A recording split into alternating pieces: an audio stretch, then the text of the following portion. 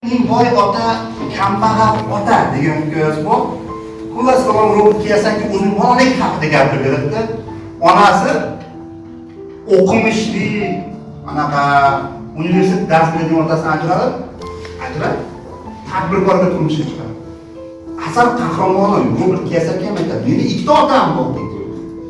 Bittasi olim, professor va hayot bir tekisda ketadigan inson. U turli xil daraja, sertifikatni olib, o'zini boyitgan. Ikkinchi odam birdaniga tez boyidi, birdaniga sotuvchi edi. Hayotni shunaqa. Men ikkita otamdan ham savob olgan, bittasidan bilim olgan bo'lsam, ikkinchisidan tajriba deydi. Bizda ham ikkita narsa bo'lishimiz kerak. Bizda ham bilim bo'lishi kerak, ham o'sha bilimni hayotga qo'llay olishimiz kerak. Bitta odam qo'limga pul bersa, ikkinchi odam pulni qanday sarflashni o'rgatadi. Biz bugun birovga yaxshilik qilish, o'rgatish uchun biz bolalarni bilimli, savodli qilib chiqarishimiz kerak. Va o'sha bilim, savodni qayerga yo'naltirish? O'sha Robert Kiyosakining o'sha boy bola, kambag'al bola asari juda ham ta'sirchan va tarbiyaviy ahamiyatga ega. Mayli, jamiyatda shunaqa bor aytishganlar, ozgina juda ham ko'payib ketdi.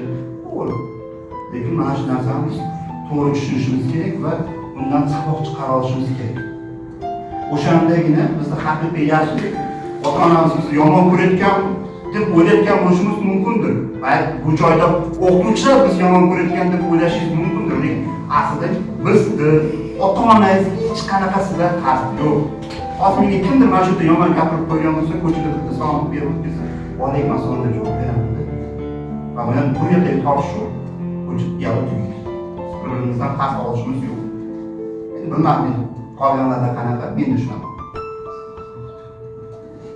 Demoqchimanki, birovga yaxshilik qilish uchun albatta boy bo'lish shart emas. Bitta yaxshi so'z, bitta yaxshi ish va kimgadir nimadir o'rgatish bu yaxshilik haqiga bitta rivoyat desa ham bo'ladi.